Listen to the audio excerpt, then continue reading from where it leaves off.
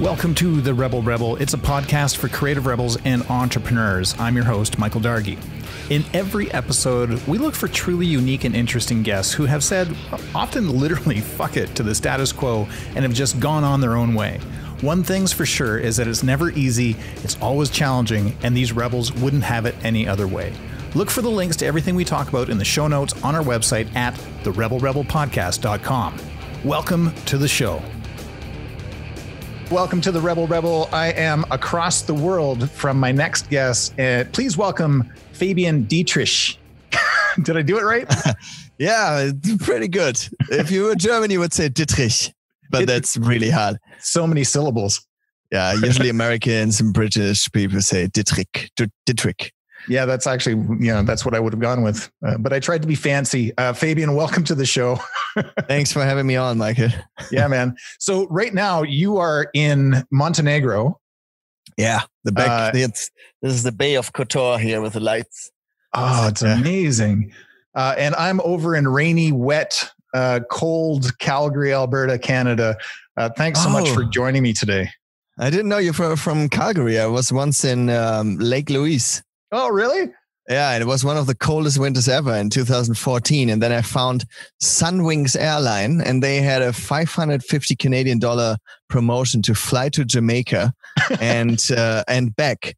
A 10 days trip to Jamaica. And this house where I'm living, I called it the Jamaica house. And the reason, here's the Jamaican flat right here. Oh, wow. So because of Calgary and because it was so cold there, I flew to Jamaica and it changed my whole life in a way.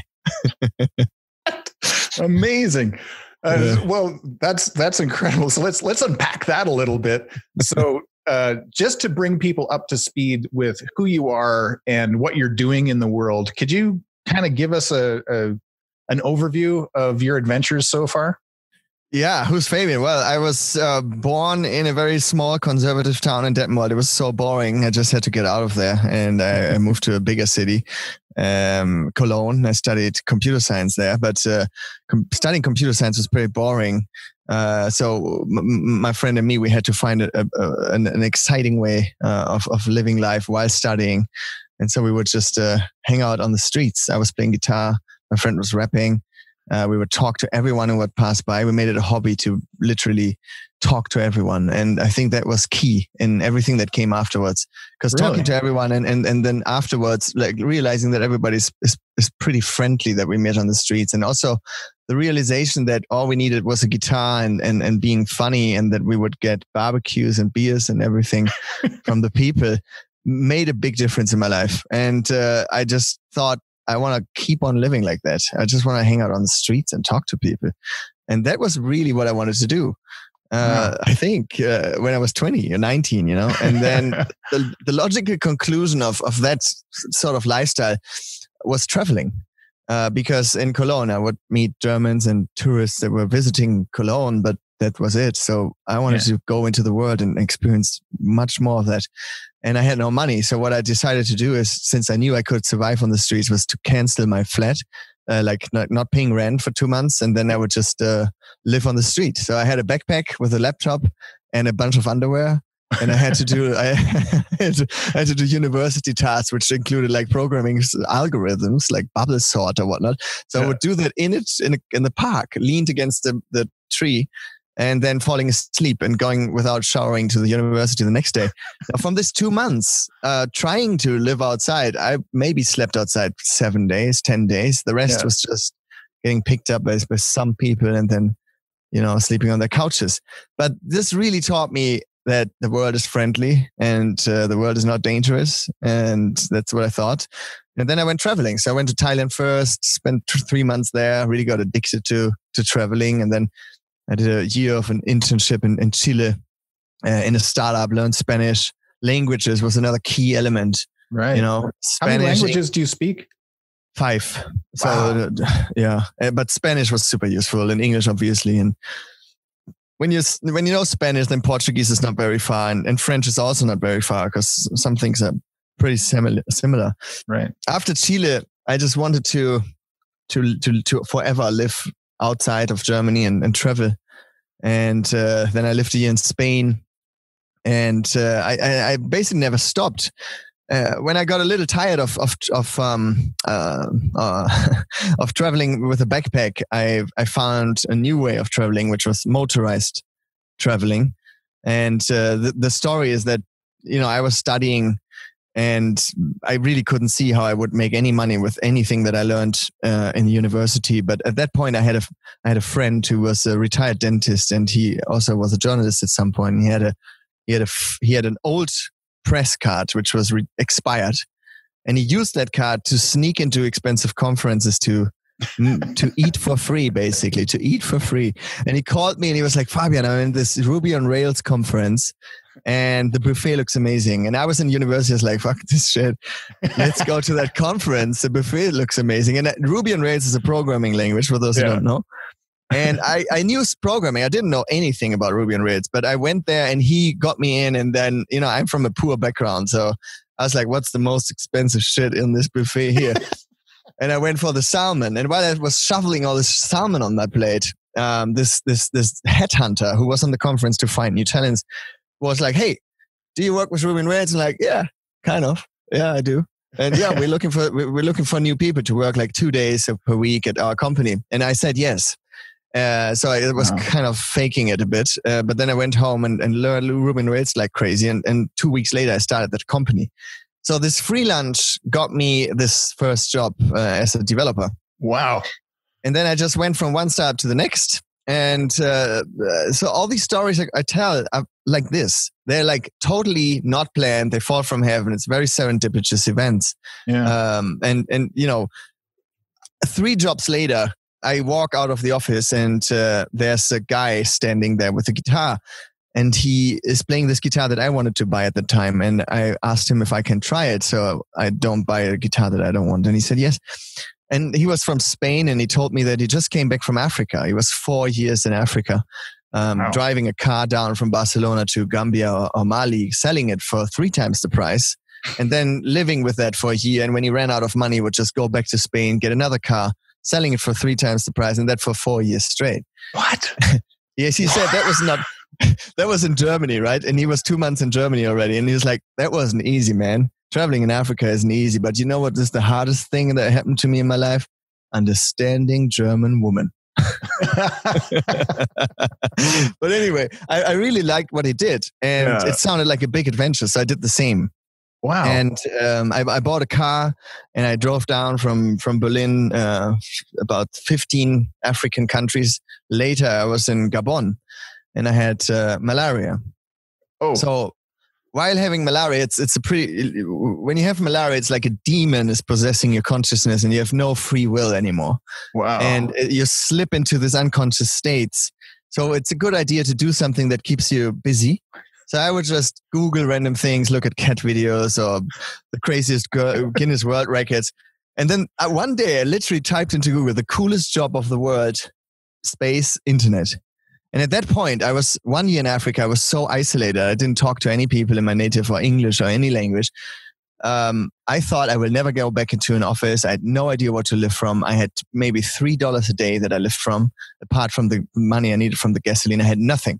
Right. Wow. And I had no idea where I would go or what I would work. I didn't want to go to like development again. And then I Googled the coolest job of the world, internet. And I found a job offer from a company based in San Francisco. And I didn't really read what they do, but the company was called Zendesk. Right. And I didn't know what Zendesk does. I just saw something in the bullet points of the requirements, like you need to be like technical and it's 30% of traveling time. I was like, oh, 30% of traveling time. Sounds good. Yeah. So I filled in the online form. I left it completely blank. I just put my name, Fabian, and my number in Congo. And the next day, still like delirious, I get a call. And I had these old phones, like it was 2010, right? Like a Nokia 2110 or something. And I see like +44 as the country code. Like, who has my number? And it was an English, British number. And they're like, hey, you applied for the job. I was like, oh, shit, that's this company. So I went like Zendesk.com on my laptop while trying to win some time. Like, why did you apply for this job? Like, blah, blah, blah. You know, I kind of winged it. And long story short, 2 weeks later, they said, come to the office. So I cut my hair, cut my beard. I got a beard. I got rid of the malaria. And I was in London. It was funny because the CEO called me. That was back when Zendesk was like 100 people. Now they're 4,000 people, right? Yeah. So it was a good time to be, a good startup to be at that time. It was growing like crazy. And the boss was like, you're applying for a sales position, like a technical sales position, but you never worked in sales. How do you explain that? I was like, well, I just bought a car in Spain for 1,000 and now I sold it for 2.5 in Congo. I wouldn't call that a sales week, right? Because I really didn't want the job. I didn't care about this job. I didn't want any job. I wanted to go to South America. So I was very ballsy and they kind of liked it, I guess. So 2 weeks later, I had the job. So I was working as a consultant for 2 years. And it was crazy because of the contrast of sleeping sometimes outside or at police stations on the ground in Africa with guys like with their AK-47s because you don't want to drive at night. So you just sleep wherever it gets dark, right? And then malaria and then business suit on and going to like McKinsey or like going to the like big customers of Zendesk in London was totally crazy. And, you know, I thought these people will know that I'm full of shit. Like, I thought I'm weird because I always felt weird. You know, I always felt I didn't belong anywhere. I didn't even belong to my family.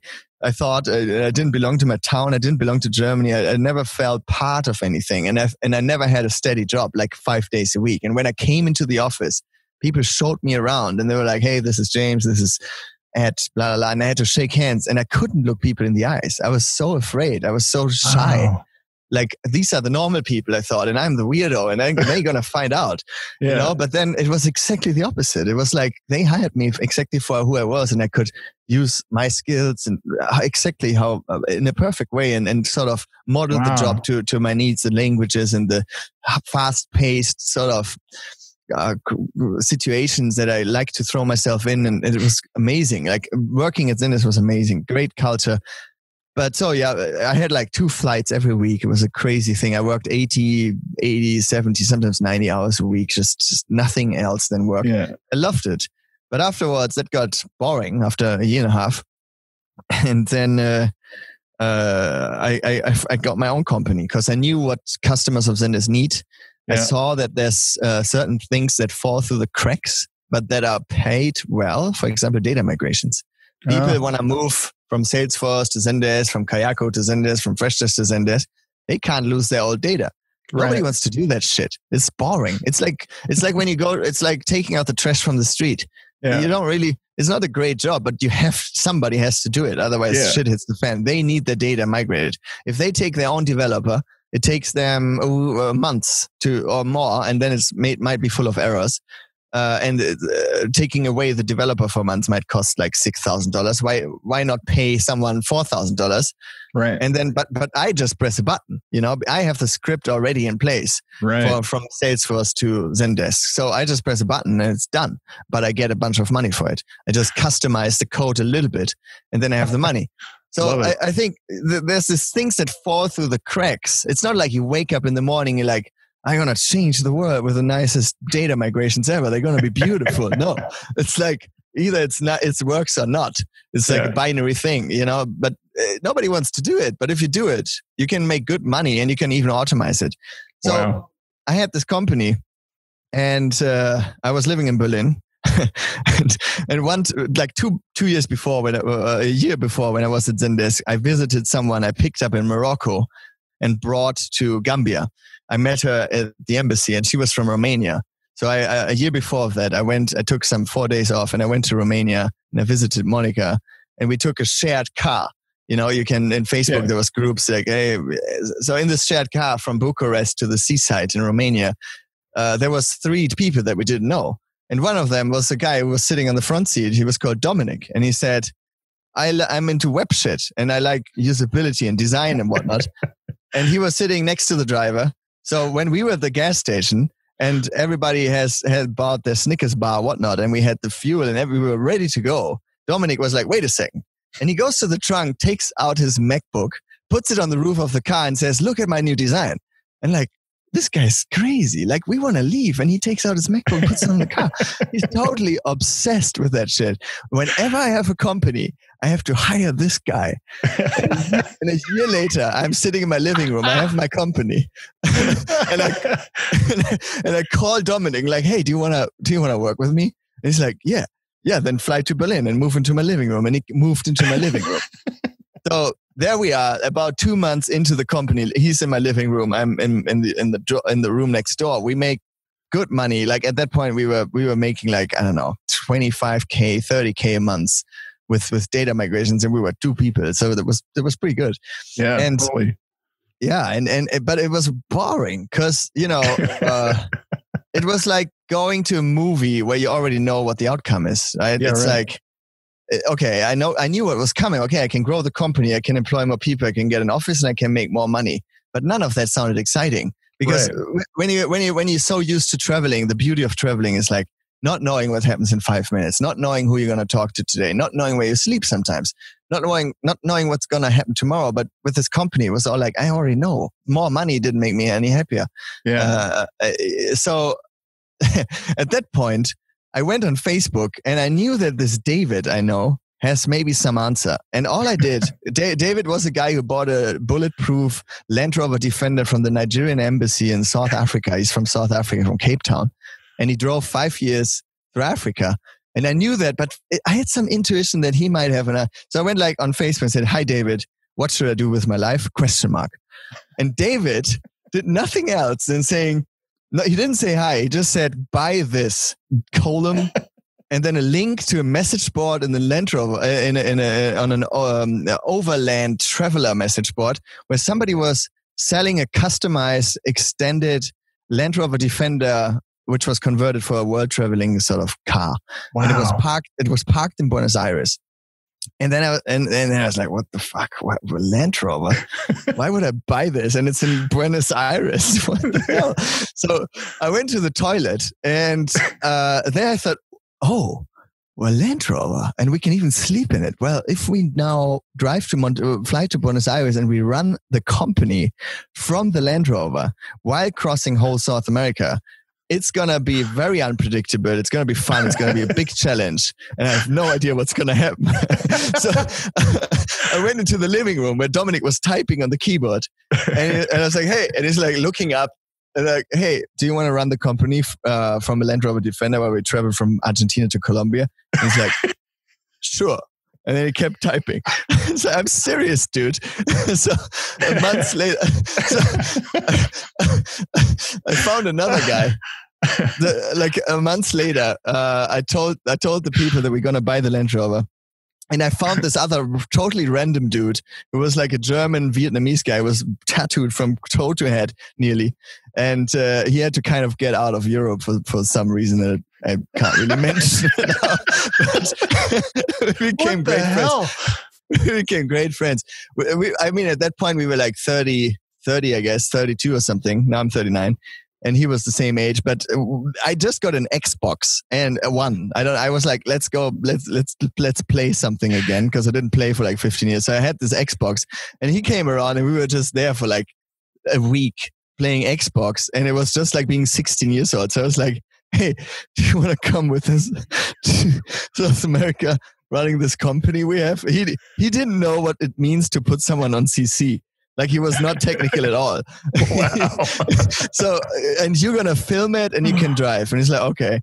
So he came with us. And then the three of us flew to Buenos Aires. We got the Land Rover. And then, at that point I had, as a client, I had Goldman Sachs as a client. I had Microsoft. I had Virgin Atlantic. And I think Twitter as clients. And they needed like data migrations, right? So here we are, these three totally random people. And, yeah, that's how it was, and we drove from Argentina to Colombia, and did literally data migrations from the jungle, from the Andes, from beaches, and it was a big challenge, and we had to film a documentary about it. So we did this thing called Startup Diaries, which is 10 episodes about us being a nomad company.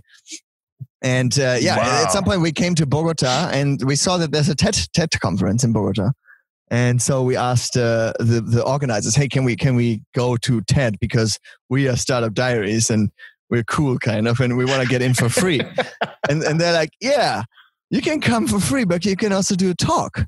What? And that was 3 days before the talk. So I was like, all right. So it was very messy, but at the end we did the talk. It was the first talk first time I ever spoke in public. And it was, wow. It's a terrible talk, but if you ever spoke at TEDx, people see it. And then somebody saw it. And then Wired magazine did a 10 articles about us being a nomad company. Oh my God. God. How that works out. And then, I think a year before I put into my dream, futurizing about my life to-do list that I would love to give talks around the world in different languages. Right. And then after we were in Wired, exactly that happened, right? The future of work and working from anywhere is a pretty hot topic still. And so then all these invitations came from different events around the world to do those talks. And that's what happened. So, wow. And then here we are. Holy crap. Okay. So what are you doing now? So you've done all this crazy data migration, traveling the world, doing the thing, being on Wired, being on stages, and now you're down in Montenegro. What's up? Yeah. I once there's the Moth podcast. I don't know if you know the Moth podcast, and they had a live Chicago event, and I think there was the moderators saying that for a long time he lived by a philosophy, which was sometimes I think that the best way of living your life is to always go for the decision that has the most anecdotal value. The most anecdotal value. Yeah. Okay. And sure. When I heard that resonated so much with me. And I thought, that's how I live my life. Yeah. That's exactly what I do. Like if when I had malaria, they would have offered me a job to be the CEO of a gorilla park in Congo, I would definitely have said yes. It wasn't about the job. It was about the cool story. Yeah. And that drove me for probably a decade. But there was some time which was very hard when I had everything I ever dreamed of, when I had a bunch of money and I was living in a nice flat in Copacabana Beach in Rio de Janeiro, and I was like dating nice, amazing Brazilian woman. And I was not happy because I did it for too long. Like if you have an orange and you squeeze it in the beginning, there's so much juice. So in the beginning of traveling, there was so much juice flowing out, but after 10 years, there was nothing left. Right. I had lived the traveling thing for too long, and realizing that was really hard. I was never depressed in my life. I was probably close to it, to realize that there is an end to phases, and it's really hard to stop something that you're really good at. It's like if you're a virtuous violin player and then somebody chops off your arm. You know, it's like, what's now?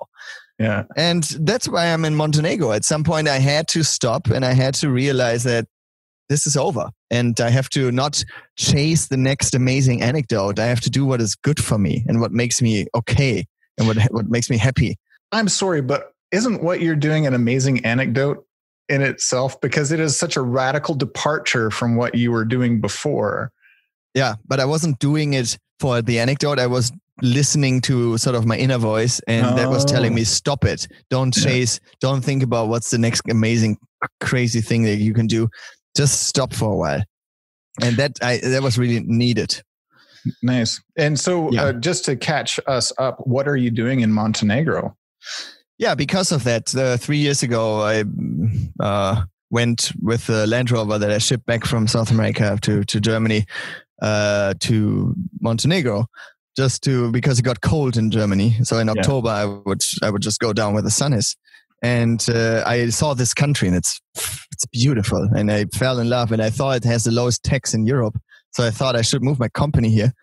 It's only 9%, man. Wow. So that's what I wanted to do, which I never did.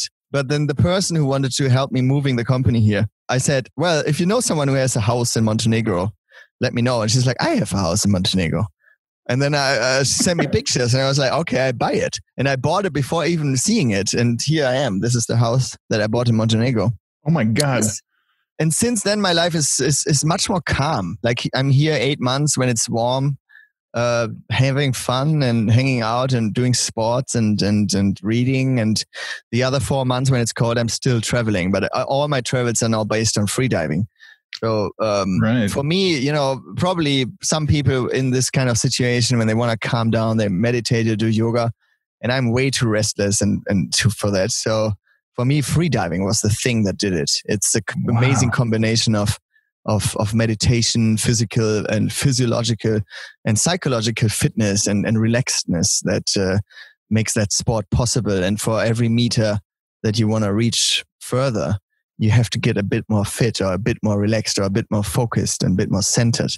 So now I'm a freediving instructor. I just did my first freediving course, teaching someone the last 3 days. And yeah.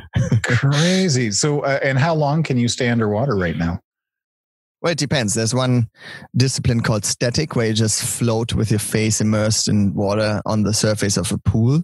Yeah. So there I can probably do 5 minutes, but I'm not moving. And you can do 4 minutes in 1 week. If you train now every day in 1 week, you do 4 minutes. It's not so hard. Yeah. But diving, maybe 3 minutes. Wow. That's wild. And what sort of sea life do you see in Montenegro? Not much. There's not much. It's freediving here or in many places is more about the depth you reach. You have no time to look around, and you don't want to move because moving your muscles costs oxygen. So you're very still. It's more about reaching depth. And when you're really down like 50, 60 meters, it's dark anyway, like 300 feet or 400 feet. It's dark. That's terrifying. Yeah, it's if you're not used to it, it sounds terrifying, but it's always incremental steps. So it's always like 3 feet more every day, and then it just becomes a very normal thing. Wow. Yeah, I do a lot of scuba diving, but that's a totally different environment because you have to worry about nitrogen buildup and all the 100 feet would be my max total. Yeah. Wow. Yeah. Sorry. When I now said 300 feet, I'm not going to 300 feet. I'm not used to feet. I'm used to meters. So for me, it's like 170 feet where I'm currently going. That's still insane. But that's great. What a cool thing to do. So is that kind of your life now? Is that you're just going to teach free diving and just figure out what happens next? Yeah. I'm not even thinking about what happens next. And I think that's the key. Yeah, because whenever I came back from one of these crazy trips, I stressed myself out thinking, what's next? Right. Then every time I knew already that my mind will not get me to the next thing. It's serendipity that gets me there. It's living in the moment. It's being connected to the present. Talking to the people on the street. Yeah, exactly. Yeah. And then things will fall from heaven. And it always did. And the street is exactly what gave me everything I have.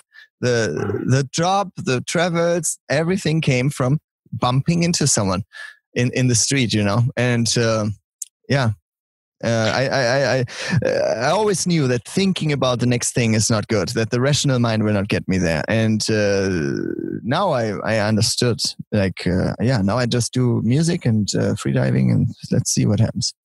That's amazing. What are we talked a little bit before we started rolling the show, I'm really curious about sort of what are the life lessons that you have that you can share just with humanity? Like what are the doesn't have to be business, doesn't have to be anything, but what are those little snippets? I mean, talk to people is certainly one of them. Yeah. I mean, when I was 15, a career counselor was sent to my class, as it's still happening in Germany and maybe around the world. And those people come into your class and they talk to you to prepare you for a great career. And what they say is you need to be consistent in your decisions. You need to have no holes in your CV, and you need to have good grades so that your future employer sees that you are employable. The German word that they use for employable is adjustable. That's the literal translation, einstellbar, So I was like, when I was 15, it's like adjustable, like a radio or what, we're not fucking machines. And then I did exactly the opposite. My whole CV is just a hole. It's just a hole, and I did a master's, but I never showed it to anyone. And the thing is, I once went to Jamaica, and in Jamaica, there's a waterfall. It's called the Duns River Falls. everybody who goes to Jamaica goes to this dance. It's a cascading waterfall, which is very high, and you go on like different steps, and there's current. It's not so easy. But when people come there from their resorts or from their cruise ships, then they're being forced into groups of 10, and then each group of 10 have their Rastafarian guide. And the guide is like, hey, in Jamaica, we say yeah, man. So now I say 1, 2, 3, and then you say yeah, man. It's like 1, 2, 3, and then different groups shouting yeah, man. And you think like, this is insane. But then they lead them past some gate like sheeps, like this. And then there's a thing where they can rent rubber shoes for $10 so they don't slip. Yeah. And when they're at the bottom of the waterfall, the guides tell them, now take each other's hand and go up the waterfall in small baby steps. And you see this line of 150 people going up this waterfall. And when I was there, maybe also because this Rastafarian dude handed me this cigarette, which had something in it. I don't know what it was. But I had this thought. I looked at this line. I was like, this is exactly how life is. There's these people telling the people who don't know what to do, like going in a line, and everybody does the same thing. And then there's some weird people, and there was like me and another guy who just walk up the waterfall however they feel like. Now, if you think about waterfall like the world, and that there's 100 treasures hidden somewhere in the waterfall, then where's the probability higher to find them? Is it in the line of people doing what everybody does, where there's 400 pairs of eyes looking left and right, and all the treasures already packed? Or is it if you climb the waterfall your own way, make your own climb in a way, and you go left and right? And I saw butterflies, I saw all these amazing tree frogs, which were jumping away from the line. So it was very hard at the beginning too. And I was the weirdo. They looked at me and I was a strange guy. And it was hard to stay on my feet. But then afterwards, I used my intuition and everything. And to get up, we all reached the top of the waterfall, which you can think it's death maybe. The question is how. And if you walk in the line, then maybe it's not that exciting. It's maybe a bit safer. But do we really want to be safe, or do we want to have an exciting or good life? Yeah. And I think this waterfall metaphor shows so much about it. Like if you think that 95% of people do what everybody else does, then the competition in this line is very high. But if you're one of the 5%, the competition is just very low. So I think one of my life advices is make your own climb. Go your own way. Don't buy this bullshit advice from people or schools or any institutions who tell you how to live your life, because that's not how to live your life. That's awesome. And plus you see tree frogs. Right. Yeah. Yeah. And what else? Get malaria? No. How long did you have malaria for? It sounded like you had it for years, but it probably was not that long. Maybe 10 days, and then it was kind of over. After 2 weeks, I was probably back to normal. Wow. Yeah. Go your own way. Get malaria. Learn to play guitar. Talk to the guys on the street. Yeah, I mean, another thing, Richard Weissman, who got a Nobel Prize psychologist, he did an experiment. He took 100 people who said, we are never lucky. And he took another 100 people who said, I'm always lucky. And they made them go through the newspaper, and they had to count the pictures, the amount of pictures. It was 130 pictures, I think. Yeah. Under 3 of them, there was subtitle, very small in letters. It was not the job of the people to read that, but it was saying, if you read this text, you get $100 from the guy who's running the experiment. Just go there now. There's 113 pictures in the newspaper. Now, the people who said they are never lucky, they didn't read this text. But the people said they are usually lucky, they read this text significantly more. And they got this $100. So what does it tell us? Does it tell us that some people are lucky and some are not? No. It maybe says that the people are lucky because they seek out these opportunities. They do what they're not supposed to. They look left and right. That's amazing. This is super inspiring stories, man. I'm now I just want to go talk with somebody on the street. Oh man. What's the one thing that you wish that you did that you haven't done yet? To really fall in love and stay there for a long time. That's nice. What's your favorite song to play on the guitar? Jesus, it changes all the time. Yeah. It was for a long time Sympathy for the Devil by the Rolling Stones. Woo. Oh, okay. Awesome. Are you electric or are you acoustic? More acoustic because it's more like with the people in the parks or whatnot in the streets. And yeah. Do you play other instruments? No, well, now I get a bit into like looping and keyboard and producing beats and all that. Oh, that's really cool. Awesome. Any tattoos? No. I had 3 times an appointment for getting a tattoo, and each time a couple of hours before something super crazy happened, so I couldn't make it. And then I took it as a sign that I shouldn't have tattoos. There you go.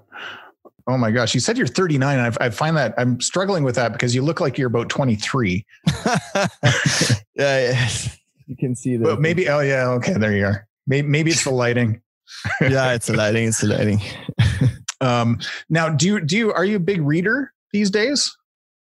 Yeah, these days, yes. But usually I'm way too impatient to read. But these days, because of Corona and all that, the business was a bit more going slow, and I didn't have to work at all for like the last 2 months, and I was reading a bunch of things. Yeah.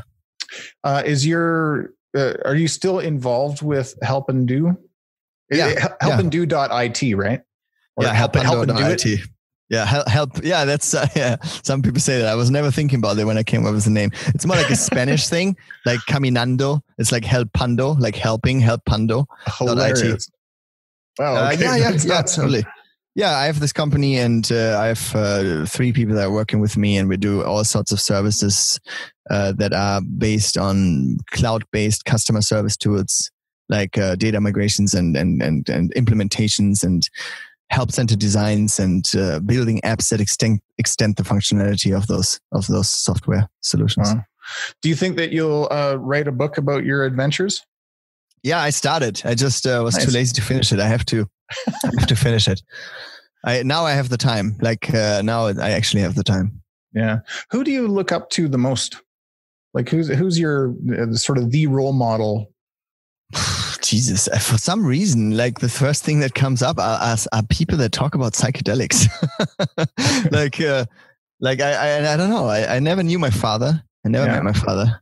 And so I guess I always try to find maybe I tried to find male role models when I was younger. So I listened to people like Robert Anton Wilson and Tim Leary and Terence McKenna and Ram Dass, and Richard Alpert, Ram Dass and people like that from the 60s. I'm very influenced by the 60s. Wow, interesting. For some reason. Yeah, those kind of spiritual teachers. I don't know anyone else. No. So there's this part of the show where it's one of my favorite parts because I always learn something new from every one of my guests. And that is, there's these people that are out in the world that, suffer long in cubicles and, or they're just doing a job that they don't want to do. And I call these people rebels in waiting. That's a good way of thinking about it. Yeah. And I'm wondering sort of, you've given us so much advice already, but I'm wondering if there's something really specific that something that you could tell these people to how they can break out or start a new thing or what that next venture might trigger. Yeah. So I have to go into my rational mind to answer this question because in my case, it happened very natural. Right. I think, I don't know if it works for everyone, but I think, if a Martian would travel down to Earth and they would see us how we live, it's like insane. They would think we're insane.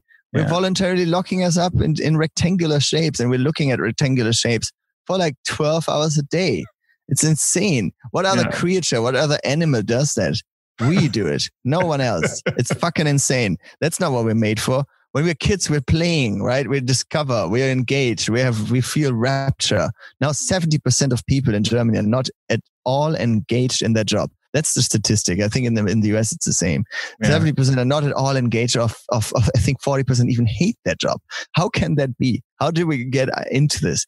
Right. Yeah. So I think if we don't stop being kids, if we keep on living a life which is playful and going with our gut, then probably this can be avoided because you find some sort of niche where your talent can just flow. Another answer, Socrates once said, or Aristotle, I think it was, where he said, where your talents meet the needs of the world, there lies your vocation. And I think that's a very simplistic way of putting it. There's a great Japanese concept, ikigai, where it's like what you're good at, what the world pays for, you know, where there's a need for, and what your passion is, and the how do you say, where these 4 or 5 circles meet, there lies your vocation. And I really don't buy into all this coaching stuff, but I think this is a good exercise to take this ikigai concept and then actually write those things into these bubbles and making an attempt to thinking, what is it? What is that I can bring into the world? What can I get paid for? What am I good at? And so on. And that might help. I think also when you look at all these people, like these successful entrepreneurs, it's not like they just became successful. All of them failed a million times, and all of them worked their ass off at some point. As did I. At Zendesk, I worked 90 hours a week for a year and a half. And I learned so much that helped me for the company that I later had. So at some point, you have to put in the work. You know, being an entrepreneur, they say, being an entrepreneur is working as no one does, so you can then live as no one does. Yeah. And it's also not easy, you know. But just do it, starting it. I mean, I talk to people in South America where it's much harder than in the US, you know, and those people have to go to their 10-hour per day job, and then in lunch break or at night, do the other thing that they are trying to create to get out of their 10-hour job. Right. And that's hard, you know? So that's amazing. That's great advice. What's the one thing that you would fix about the world? Probably school, you know, because that's where it starts to get fucked up, where we're getting brainwashed. You have to imagine Germany, you have to go to school. I don't know how it's in the US, but if you're in Germany and you don't send your kids to school, the police comes to your house and they're like, wait, there's kids living here and they're not going to school. Wow. You can end up in prison. You can get fees if your kids don't go to school. So the only way in Germany is to like register your kids in France. There's no, it's not forced. But I think that goes all wrong already. I mean, you're a kid. The learning psychologists say for every year that a human being has, that's their attention span. So if you're 12, you have 12 minutes of attention span, and you're forced to sit there 60 or 45 minutes sitting, being a kid, looking at some old guy, you know, a person. Like, what's going on? And then you're being brainwashed. I mean, the history that is taught in school is so manipulated anyway. It's not like Christopher Columbus was a great guy. No, he was a fucking asshole. You know, so you even learn things that are not true. And so school, I would change school. School has to be reformed, but it's so hard. It's so much processes are in place. It's so hard to do these kind of things. But yeah, I would change school and make it more human. And I guess, you know, probably socialism and whatnot doesn't completely work. Capitalism in the form that we're living, it also doesn't really work, as we can see now. So yeah, I guess I would probably go back 50,000 years in history with a time machine and start at hunter-gatherers and then see what can we do different. Man, I'm so inspired by this conversation so far, throughout the entire thing. My takeaways from this are, you know, I already live my life pretty different, but, you know, the fact that you've gone so far and done so many things and are just, you know, taking it, is it a timeout that you're in right now? Like just to sort of enjoy and bask and, you know, is this living, I guess is what I'm asking? Yeah, it's not a break. It's not a timeout because I have no idea what I'm taking a break of. True. I guess I'm working less, but it's not like, okay, now I'm going to do this and then I start this serious thing again. No, I just see what happens. Sometimes something's going to happen at some point. Now I just want to tree dive and I want to get deeper and I want to go out to free diving competitions. And awesome. Fabian, this has been an absolute pleasure. Thank you so much for taking time out of your evening and sharing Montenegro and your adventures with us. I really appreciate it. I had a lot of fun, man. That was great. Thanks for having me on. You can find out more about every one of our guests in the show notes at therebelrebelpodcast.com. And don't forget to subscribe to The Rebel Rebel wherever you get your favorite podcasts. I'm your host, Michael Dargy. Thank you so much for listening.